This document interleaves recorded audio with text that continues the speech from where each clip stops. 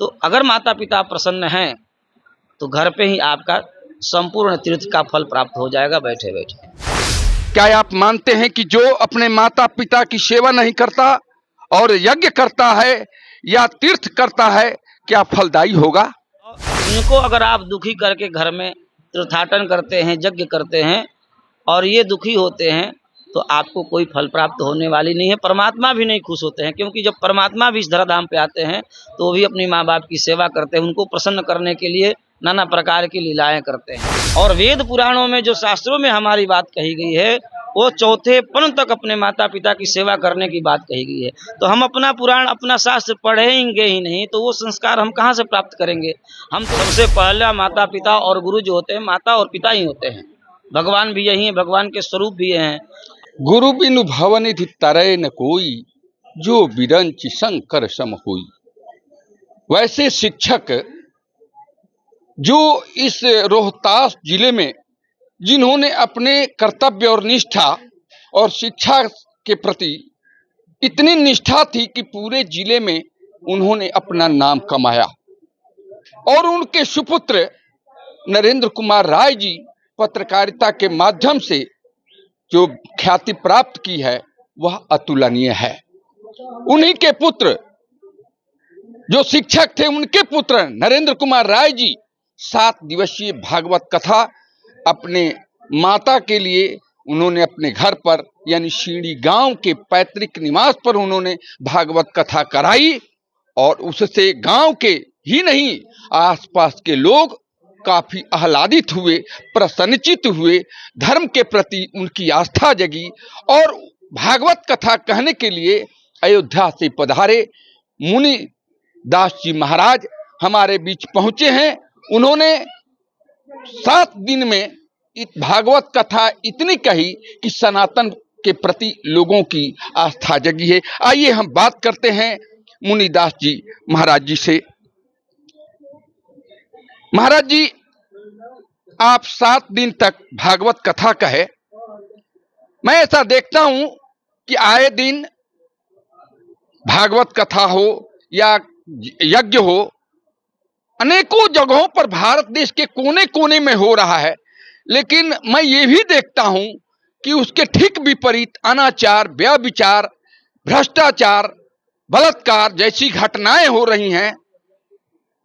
इसके प्रति क्या कारण है महाराज जी, जरा इस पर बताएं। जय जय श्री राम। मंगलम कौशलेंद्राय महनीय गुणाब्धे चक्रवर्ती तनुजाय सार्वभौमाय मंगलम। भगवान सबका कल्याण करे। देखिए, जो प्रश्न आपने किया कि एक तरफ तो धार्मिक कार्य हो रहे हैं और दूसरी तरफ जो है अधार्मिक प्रवृत्तियां भी जो है ना प्रबल हो रही है, तो यह तो जो समय चल रहा है ये बहुत बड़ी बात नहीं है। जिस प्रकार से धार्मिक प्रवृत्तियां अपना प्रभाव बढ़ा रही है, तो जो उस विचार के लोग हैं, उस मेंटेलिटी के जो लोग हैं, वो तो अपना प्रभाव बढ़ाना ही चाहेंगे। ये पहले से होता आ रहा है, राक्षस अपना प्रभाव डालने के लिए सब करते हैं। लेकिन हमारा जो कर्तव्य है, जो हम लोग सात्विक लोग हैं, जो सनातन धर्म को मानने वाले हैं, सनातन धर्म पे वेद और उपनिषदों का और पुराणों का जो है ना उनके कहे हुए बातों के अनुसार जो चलने वाले हैं, उनके अत्याचारों को, उनके कर्मों को देख करके हम अपना धर्म जो है ना कम नहीं करेंगे।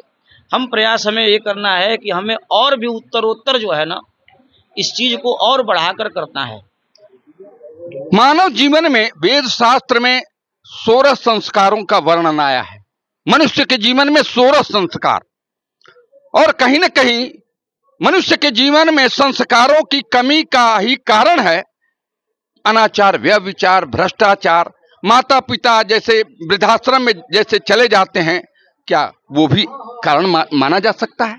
बिल्कुल कारण माना जा सकता है, क्योंकि हम लोग जितनी पाश्चात्य संस्कृति का अनुकरण करते चले जा रहे हैं, तो पाश्चात्य संस्कृति में माता पिता तभी तक मान्य होते हैं जब तक बच्चा जो है ना थोड़ा अपने बुद्धि से चलने लायक नहीं हो जाता है। और वेद पुराणों में जो शास्त्रों में हमारी बात कही गई है वो चौथे पन तक अपने माता पिता की सेवा करने की बात कही गई है। तो हम अपना पुराण अपना शास्त्र पढ़ेंगे ही नहीं तो वो संस्कार हम कहाँ से प्राप्त करेंगे। हम तो मैकाले का द्वारा दिया हुआ थोपा हुआ जो है ज्ञान लेकर के जो है ना और अंधाधुन उसी का अनुकरण कर रहे हैं और उसी का प्रभाव है कि हम लोग अपना छोड़ करके सेवा छोड़ करके वृद्धाश्रम में माता पिता को भेज रहे हैं। मनुष्य के जीवन में 3 चीजें पढ़ाई जाती हैं, विद्यालय में शिक्षा और गुरुजनों के द्वारा ज्ञान और विद्यालय में विद्या। और आज शिक्षा की केवल पढ़ाई होती है, ज्ञान की पढ़ाई नहीं होती, विद्या की पढ़ाई नहीं होती। मुनि जी ने हमें बहुत कुछ बताया और वेद शास्त्रों में क्या आप मानते हैं कि जो अपने माता पिता की सेवा नहीं करता और यज्ञ करता है या तीर्थ करता है क्या फलदायी होगा? बिल्कुल नहीं। मातृदेवो भव, पितृदेवो भव, गुरुदेवो भव सर्वप्रथम कहा गया है। सबसे पहला माता पिता और गुरु जो होते हैं माता और पिता ही होते हैं। भगवान भी यही है, भगवान के स्वरूप भी हैं। और इनको अगर आप दुखी करके घर में तीर्थाटन करते हैं, यज्ञ करते हैं और ये दुखी होते हैं तो आपको कोई फल प्राप्त होने वाली नहीं है। परमात्मा भी नहीं खुश होते हैं, क्योंकि जब परमात्मा भी इस धराधाम पे आते हैं तो वो भी अपनी माँ बाप की सेवा करते हैं, उनको प्रसन्न करने के लिए नाना प्रकार की लीलाएं करते हैं।